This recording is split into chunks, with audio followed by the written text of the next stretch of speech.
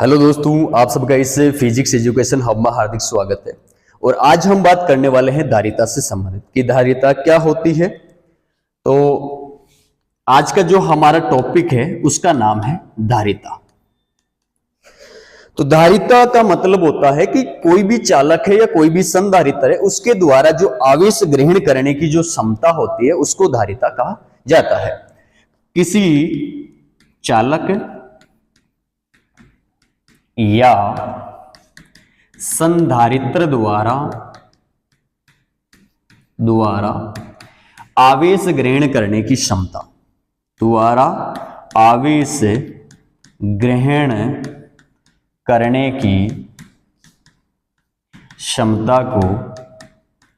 क्षमता को धारिता कहते हैं। क्या कहते हैं? धारिता कहते हैं। अब यहां पे एक छोटा सा शब्द का नाम आया है कि संधारित्र क्या होता है। किसी चालक या संधारित्र द्वारा आवेश ग्रहण करने की क्षमता को क्या कहते हैं?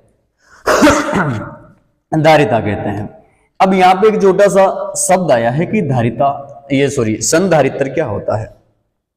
तो बेटा, संधारित्र एक ऐसी युक्ति है जो क्या करती है कि किसी भी परिपथ है या कोई भी यंत्र है उसको एक्स्ट्रा विद्युत धारा देने का काम करती है और इसमें आवेश संचित रहते हैं और उनको एक्स्ट्रा विद्युत धारा देने का काम करता है यंत्र को। जैसे कि पंखा है तो उसमें एक सेल लगा हुआ है तो वो संधारित्र का काम कर रहा है। अब संधारित्र को हम किस प्रकार से डिफाइन कर सकते हैं कि विद्युत रोधी पदार्थों द्वारा पृथक चालकों का एक निकाय होता है, वो होता है संधारित्र, और जिसमें समान परिणाम वे विपरीत प्रकृति के आवेश स्थित होते हैं। ये बात हम किसके बारे में बता सकते हैं? संधारित्र के बारे में। अब इसके बाद में जो संधारिता है, धारिता को C के द्वारा प्रदर्शित किया जाता है। किसके द्वारा? C के द्वारा।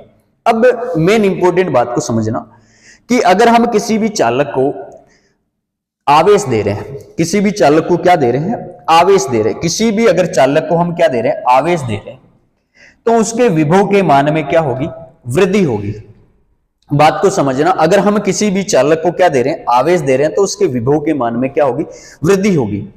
और वो आपका Q है वो समानुपाती किसके होगा? V के समानुपाती होगा। अब यहां पे समानुपाती चिन्ह को हटाने के लिए एक समानुपाती स्थिरांक लगाएंगे और जिसको बोला जाता है धारिता C। क्या बोला जाता है? जिसको C धारिता बोला जाता है। किसी भी चालक को दिया गया आवेश उसके विभव के मान में क्या करता है? वृद्धि करता है। यहां पे Q समानुपाती होता है V के। समानुपाती चिन्ह को हटाने के लिए एक स्थिरांक लगाते हैं जिसको C बोला जाता है, धारिता बोला जाता है, और C बराबर होता है Q बट्टा V। C बराबर क्या होता है? Q बट्टा V। आपके पास फॉर्मूला भी आ चुका है, धारिता की परिभाषा भी है।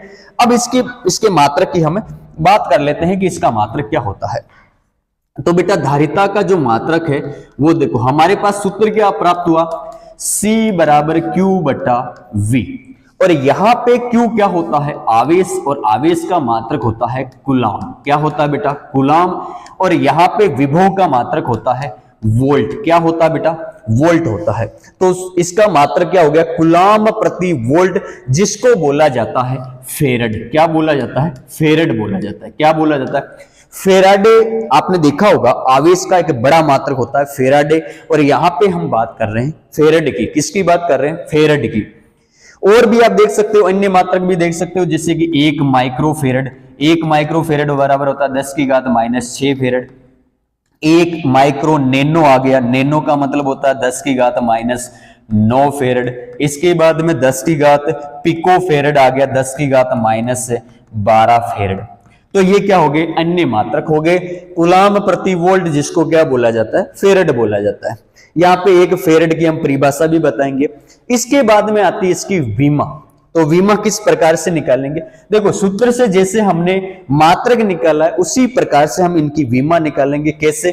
C बराबर क्या होता है? Q बट्टा V। और V बराबर आपको पता है विभव बराबर क्या होता है? W बट्टा Q होता है। तो यहां पे C बराबर Q बट्टा W बट इंटू क्या लिखोगे? ऊपर भी आवेश आ जाएगा Q, और इन दोनों की विमा क्या हो जाएगी? यहां पर भी Q लिख लो और Q, अब यहां पे Q आवेश की विमा क्या होती है, Q की विमा होती है A1 और T1, क्या होती है A1 T1। और कार्य की विमा क्या होती है W, कार्य की विमा क्या होती है M1 L2 T-2 होती है। अब इनकी रखो बेटा, तो इसकी हम रखेंगे तो ऊपर ये हो जाएगा A2 और T2 हो जाएगा, और ये हो जाएगा M1 L2 T-2। अब इसके बाद में इनको ऊपर लेके आते हैं तो ये हो जाएगी M-1 L-2, और ये कितना हो जाएगा T4 हो जाएगा और A2 हो जाएगा। इस प्रकार से ये किसकी विमा आ जाती है, धारिता की विमा आ जाती है। किसकी विमा आ जाती है, धारिता की। तो आज हमने देखा कि धारिता की परिभाषा क्या होती है, उसका मात्रक क्या होता है, उसकी विमा क्या होती है। धन्यवाद।